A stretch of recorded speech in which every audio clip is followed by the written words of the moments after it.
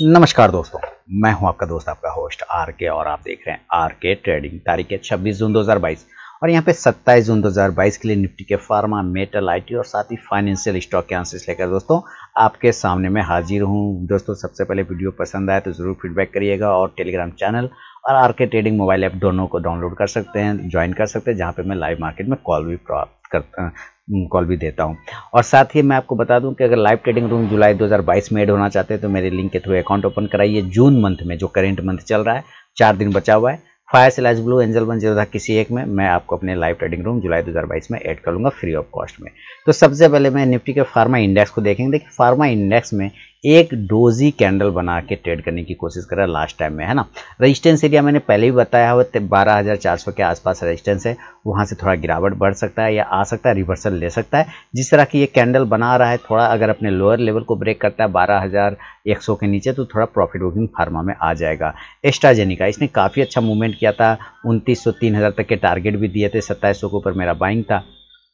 सारे target done करने के बाद वापस नीचे आ चुका है, तो ये पोजीशन तब तक इसमें अब नहीं बनेगा जब तक ये 2800 के ऊपर नहीं निकलेगा, तब तक इसमें पोजीशन नहीं बनाना है। ऑरबिंदो फार्मा, मैं बार बार ऑरबिंदो फार्मा के बारे में बोल रहा हूँ कि ये आपको अच्छा पैसा बना के देगा। अगर ये 535 से 40 के ऊपर क्लोजिंग कर जाता है तब आपको ये 580 तक के शॉर्ट टर्म टारगेट बना के दे सकता है। बायोकॉन ऊपर के लेवल देखिए 340 हो गया, और यही मैंने पहले ही बोला है कि जब तक ये 340, क्योंकि यहाँ पे जो ये रेजिस्टेंस एरिया है बॉक्स वाला, जब तक इसके ऊपर नहीं निकल जाए तब तक ये अभी साइडवेज जोन में रहेगा, एक साइडवेज ट्रेडिंग जोन में फंसा हुआ रहेगा। इसलिए हमें इसके बीच में ट्रेड नहीं लेना है, हमें इसके ऊपर ट्रेडिंग करने की कोशिश करना। हाँ, इंट्राडे में अगर ये 325 के नीचे निकलता है तो जरूर सेल करिए, 320 के टारगेट इंट्राडे में मिल जाएगा। सिप्ला 950 से 60 का एक रेजिस्टेंस जोन है छोटा सा, उसके ऊपर अगर ये निकलता है, देखिए 4 बार 5 बार से ये यहीं से बाउंस कर नीचे की तरफ गिर गया है, तो इसके ऊपर हमें लेना होगा 948 से 950 के ऊपर, देन 960 से 980 का टारगेट बनेगा। डिविज लेव ठीक है, इस बॉक्स के ऊपर जब तक रहेगा, मैंने ये इसी बॉक्स के लिए भी लेवल बताए थे,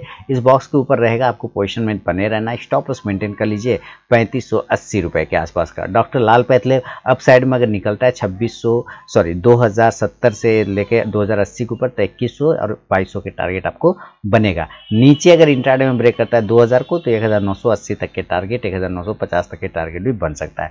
डॉक्टर रेड्डी देखिए जब तक ये 4450 के ऊपर नहीं निकल जाए तब तक पोजीशन बनाना सेफ नहीं रहेगा, थोड़ा अवॉइड करके चल सकते हैं। ग्लेनमार्क फार्मा की बात करें तो ये इसने पॉजिटिव मूवमेंट किया, और ग्लेनमार्क फार्मा देखिए नीचे से मैंने पहले ही बोला था कि 350 के आसपास का स्टॉप लॉस मेंटेन करिए और बने रहिए। अगर वापस से अपने हाई को ब्रेक करता है 386-87 को, तो एक बार ये 395 से 400 के टारगेट दिखा सकता है। ग्रेन्यूल्स इंडिया बहुत ही बढ़िया तरीके से चल रहा है, चलने देते हैं। अभी मैंने short term call granules India पे दिया हुआ है और एक्चुअली उसका अच्छा मूवमेंट भी बनता हुआ यहाँ पे मुझे दिखाई दे रहा है। नेक्स्ट टारगेट 260 से 70 के आसपास का बनेगा। लुपिन, तो लुपिन में स्टॉप लॉस अभी भी मेंटेन रहेगा, वही जो पहले दिया था 580 के पास में, पकड़ के चलिए इसको। और अगर 640 के ऊपर निकलता है री एंट्री करिए 660 से 670 के टारगेट के लिए।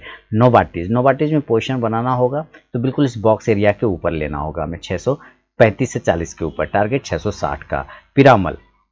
पिरामल में नीचे की तरफ 1560 के नीचे गिर जाता है, कमजोर हो जाएगा। 1700 के ऊपर निकल जाता है तो 1725 के ऊपर, तो फिर 1800 तक के टारगेट आपको दिखा सकता है। स्ट्राइड्स फार्मा की बात कर ले, देखिए स्ट्राइड्स फार्मा में जो पोजीशन आया है बहुत ही बढ़िया तरीके से, पूरे कोरोना काल में ये नहीं चला, अब ये धीरे धीरे स्टॉक चल रहा है और इस ट्रेंड लाइन के ऊपर में जाके टिक गया। ट्रायंगल पैटर्न का ब्रेकआउट हुआ, स्टॉप लॉस मेंटेन कर लीजिए 320 रुपये के आसपास का। 345 से 50 के ऊपर निकलता है तो 380 का नेक्स्ट टारगेट आपको दिखा सकता है स्ट्राइड्स फार्मा। इसके अलावा सन फार्मा की तरफ बढ़े तो सन फार्मा में 840 का एक रेजिस्टेंस है, उसके ऊपर अगर ब्रेक करता है तो पोजीशन बनेगा 860 के लिए। नीचे के एरिया को अगर ब्रेक कर दे, फार्मा इंडेक्स थोड़ा कमजोर हो जाए, 820 के नीचे ब्रेक करे तो ये 800 तक टारगेट इंट्राडे में दिखा सकता है। टोरेंट फार्मा की बात करें 2900 के ऊपर नया पोजीशन बनेगा, 2950 से 3000 के लिए। वोकट की बात करते हैं तो वोकट में हमें पोजीशन लेना होगा, लेकिन इस रेंज के ऊपर 232 से 33 के ऊपर 240 के टारगेट के लिए। जेडएस लाइफ में ठीक है पोजीशन बने रही, स्टॉप लॉस 330 के आसपास का लेके चल सकते हैं। एक स्टॉक है दोस्तों फाइजर, जिनको लोगों ने, कुछ मेरे व्यूवर ने कहा है कि इसके बारे में बताइए। देखिए फाइजर का मैं आपको बता दूं कि 4000 का एक स्टॉप लॉस आप मेंटेन कर लीजिए, 4000 के नीचे ये खराब हो जाएगा और 4175 से 4200 के ऊपर नया पोजीशन बनेगा 4300 के लिए फाइजर में। एक और स्टॉक भी था जिसका नाम है शिल्पा, हालांकि शिल्पा मेडिकेयर वगैरह ये सब स्टॉक क्या है ना कैश मार्केट के स्टॉक है। ये सबों में क्या है कि उस तरह के मूवमेंट नहीं बने, ये पोजिशनल स्टॉक हो सकता है, आप लॉन्ग टर्म के लिए इसको रख सकते हैं, लेकिन ट्रेडिंग व्यू से इसको बिल्कुल भी नहीं रखना चाहिए। लेकिन फिर भी अगर ले रखा है तो स्टॉप लॉस 385 के आसपास का मेंटेन करिए। 420 के ऊपर निकलेगा तो पोजीशन बनेगा नया, नहीं तो ये कमजोर हो सकता है। अगर ये नीचे के लेवल 390 को ब्रेक करता है तो खराब हो जाएगा शिल्पा मेडिकेयर। तो ये निफ्टी के फार्मा स्टॉक हो गए दोस्तों। फार्मा के बाद चलेंगे मेटल की तरफ, और मेटल में सबसे पहले हम लोग मेटल इंडाइसेस की बात करेंगे। देखिए मेटल इंडाइसेस नीचे काफ़ी गिर चुका है, ऊपर से आधा हो गया लगभग, और अब जो 4400 का एक नीचे गिरने पर ही, 4400 के नीचे जाने पर ही खराब होगा, अदरवाइज अभी 4600 के ऊपर अगर निकलता है तो आपको मूवमेंट बन सकता है मेटल में। तो अडानी इंटरप्राइजेस पर नजर रखिए, अगर ये ऊपर 2170 को ब्रेक करता है तो फिर 2200 के टारगेट बनेगा। एपीएल अपोलो, मैंने पहले भी भरोसा जताया इस स्टॉक पे, अभी भी मैं कह रहा हूँ ये स्टॉक खराब बिल्कुल भी नहीं है। ऊपर के लेवल में अगर ये 895 से 900 को ब्रेक करता है तो 950 के टारगेट फिर से दिखा देगा। कोल इंडिया, एक स्टॉप लॉस मेंटेन कर लीजिए कोल इंडिया में 170 के आसपास का। 185 का हर्डल है, अगर वो ब्रेकआउट होता है तो फिर 190 तक के टारगेट देखने को बनेंगे। हिंडाल्को, देखिए ये धीरे धीरे ये डोजी बना रहा है, और डोजी बना इसका अंदर कहीं ना कहीं ये रिवर्सल लेने के चांस बना सकता है, क्योंकि अब अपने लो को ब्रेक नहीं कर रहा है। 300 के नीचे जाने पे खराब होगा, अदरवाइज ऊपर के लेवल 330 के ऊपर निकालता है 340 से 350 का शॉर्ट टर्म टारगेट दे सकता है। हिंदुस्तान कॉपर की बात करें, स्टॉप लॉस 80 का लगाइए, होल्ड करिए, 90 के ऊपर निकलने बाद नया मूवमेंट 95 का। हिंदुस्तान जिंक की बात करें, देखिए जिस तरह से हिंदुस्तान जिंक नीचे 240 को 44 को ब्रेक करेगा तो कमजोर होगा, ऊपर जाने के लिए 255 से 60 का रेजिस्टेंस से ब्रेक करेगा तब पोजीशन बनेगा। जिंदल स्टील पोजीशन ले सकते हैं, 300 का स्टॉप लॉस लगाइए, मेंटेन करिए, 320 के ऊपर पोजीशन लेंगे 330 से 340 के लिए। जेएसडब्ल्यू स्टील की बात करें, जेएसडब्ल्यू स्टील देखिए एक ट्रायंगल पैटर्न का थोड़ा सा रेजिस्टेंस है, हर्डल है, आप समझ सकते हैं। यहाँ पर मैं इसको यहाँ से ड्रॉ करता हूँ तो ये हर्डल है, अगर इस हर्डल के ऊपर निकलता है 575 से 80 के ऊपर 600 के टारगेट बनेंगे। मिश्र धातु निगम लिमिटेड स्टॉप लॉस 155 का लगाइए, होल्ड करिए, 163 के ऊपर निकलेगा तो 165 से 70 का टारगेट। मोइल स्टॉप लॉस लगाना होगा 135 के आसपास का लेके चल सकते हैं। नेशनल एल्युमिनियम की बात करें, देखिए ऊपर जाने के लिए इसको 71 का एक रेजिस्टेंस है, 71 के ऊपर निकलने के बाद 75 तक के शॉर्ट टर्म टारगेट बनेंगे। एनएमडीसी स्टॉप लॉस 100 रुपये का लगाइए, ऊपर नया 110 के ऊपर नया पोजीशन बनेगा 115 से 20 के टारगेट के लिए। रत्नामणि मेटल्स 2600 के ऊपर नया पोजीशन बनेगा, अभी कुछ भी नहीं करेंगे। सेल की बात कर ले, स्टॉप लॉस 64 का लगाइए, ऊपर अगर ये 70 को ब्रेक करता है तो 72 से 75 के टारगेट बनेंगे। टाटा स्टील की बात कर ले, बहुत ही सुंदर, देखिए एक रिवर्सल के संकेत दे सकता है टाटा स्टील, होल्ड कर रहा है। इसको आपको अगर सेल करना होगा तो इंट्राडे में 825 के नीचे करिएगा, पहले मत करिएगा। बाय करना होगा तो 875 के ऊपर करिएगा 900-920 के टारगेट के लिए। वेदांता में भी पोजीशन सेम कंडीशन से 225 के ऊपर बनेगा 240 के। विल्सन कॉर्प, मैंने पहले ही बोला था इसके टारगेट भी दिए हुए थे और अभी भी ये पॉजिटिव है, तो अगर ये मंडे के दिन ऊपर 215 से 216 को ब्रेक करता है तो 220 से 230 का टारगेट विल्सन कॉर्प आपको दिखा सकता है। तो दोस्तों ये था निफ्टी के फार्मा के बाद मेटल पे व्यू। चलेंगे जरा आईटी सेक्टर की तरफ, और आईटी में आईटी इंडाइसेस की बात करें, रेजिस्टेंस एरिया है 28400 के आसपास का। 28400 को ब्रेक करते के साथ ये 29000 के लेवल दिखाएगा, लेकिन अगर किसी भी कारण बस ये नीचे को ब्रेक कर देता है 27600 को तो कमजोर हो जाएगा दोस्तों, और कमजोरी के बाद ये 27000 तक आ सकता है, तो गिरावट आईटी में बढ़ेगा। बिरला शॉप ठीक है, बिल्कुल सही जगह से चल रहा है, ये स्टॉक तो 73 ओनली 73 पे मेरा रिकमेंडेशन था, वहां से स्टॉक ने अच्छा हाई लगाया 500 रुपए तक का। अभी भी स्टॉक 350 पे ट्रेड करता हुआ नजर आ रहा है, तो अगर स्टॉक कल 365 ब्रेक करता है तो 380 का टारगेट आपको दिखा सकता है। कोफोर्ज की बात करें, पोजीशन तब सेल करना है 3500 के नीचे, उसके पहले नहीं करना है। बाइंग करना है अभी हमें लेना होगा तो 3800 या 3775 के ऊपर 3900 से 4000 के टारगेट के लिए। हैप्पीएस्ट माइंडसेट था अवॉइड कर लेंगे, अगर नीचे ब्रेक होता है 860 के नीचे 65 के नीचे तो कमजोर होगा, अदरवाइज कोई दिक्कत नहीं है। SCL technology stop loss maintain कर लीजिए 940 का, उसके नीचे जाने पे गिरावट बढ़ेगा, और 990 से 1000 का रेजिस्टेंस एरिया, उसके ऊपर जाने पे मजबूती दिखेगा स्टॉक में। इन्फो एज की बात करते हैं कि बेहतरीन मूवमेंट बन रहा है इन्फो एज में,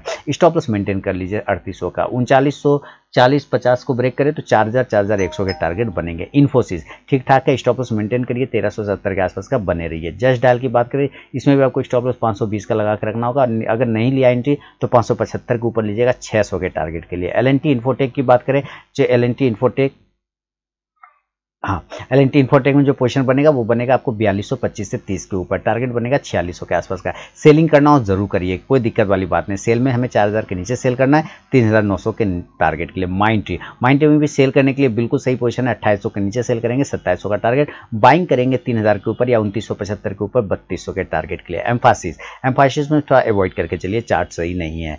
पेटीएम बने रहिए, पेटीएम कोई दिक्कत नहीं, पेटीएम में बने रहिए। देखिए जब इसका मालिक खरीद रहा है तो आप भी खरीदिए, मालिक विजय शेखर खरीद रहे हैं इसके शेयर खुद, तो फिर जब आप उनको भरोसा है तो आपको भी भरोसा आप करके चलाऊंगा। ये प्राइस सही है इसका, और मैंने पहले भी आप लोगों को बोला था कि 500 के आसपास आएगा, बिल्कुल लेंगे। और देखिए, और मैंने कई बार रिकमेंड भी किया 530-40 के आसपास में, और स्टॉक अभी भी 640 के आसपास में चल रहा है, बहुत अच्छा शानदार रैली दे रहा है। 665 के ऊपर निकलते के साथ 700 के टारगेट देगा पेटीएम। टीसीएस की बात कर लें, टीसीएस में पोजीशन 3350 के ऊपर बनेगा, 3450 के लिए सेलिंग करेंगे। अगर निचला लेवल 3270 को ब्रेक करता है तो 3200 तक के टारगेट बनेगा। टाटा इलेक्सी 8000 के ऊपर नया पोजीशन बनेगा, 8200 के टारगेट के लिए सेलिंग करना होगा तो 7700 के नीचे करेंगे, 7500 के टारगेट के लिए। टेक महिंद्रा जब तक इसके ऊपर 1030 के ऊपर नहीं निकले पोजीशन नहीं बनाएंगे। विप्रो की बात कर ले, देखिए इसको लॉन्ग टर्म के लिए रखिए, 400 का स्टॉप लॉस लगाइए, उसके नीचे जाने पर गिरावट बढ़ सकता है, लेकिन इसको लॉन्ग टर्म के लिए रखिए, शॉर्ट टर्म के लिए बिल्कुल भी नहीं। तो दोस्तों ये था निफ्टी के फार्मा, मेटल और आईटी पे व्यू। चलेंगे फाइनेंशियल स्टॉक की तरफ, बट उसके पहले मैं बता दूं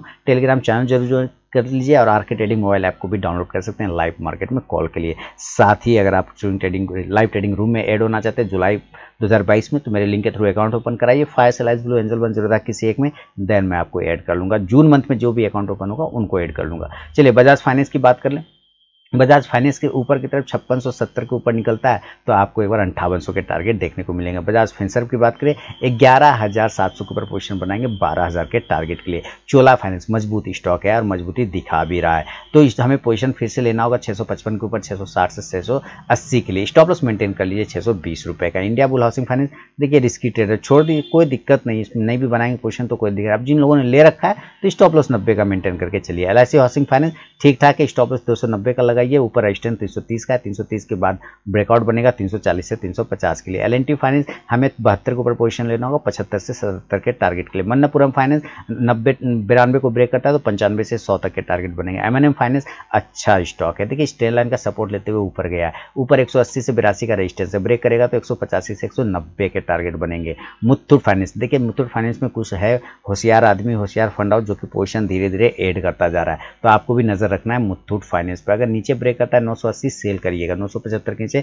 सेल करिएगा 950 का टारगेट के लिए। 1000 के ऊपर बाय करिएगा 1050 के लिए। एसआर ट्रांसमिट बहुत ही शानदार रैली दिखाया है, देखिए मैंने 1180 के ऊपर बाइंग दिया था, ये 1250 का हाई लगा दिया है। नया पोजीशन 1250 के ऊपर बनाएंगे 1300 के टारगेट के लिए। तो दोस्तों ये था निफ्टी के फार्मा, मेटल, आईटी और फाइनेंशियल स्टॉक में मेरा व्यू। पसंद आया तो जरूर फीडबैक करें, और अगर चैनल को सब्सक्राइब नहीं किया सब्सक्राइब कर ले। मिलेंगे नेक्स्ट वीडियो में, तब तक के लिए बहुत बहुत धन्यवाद।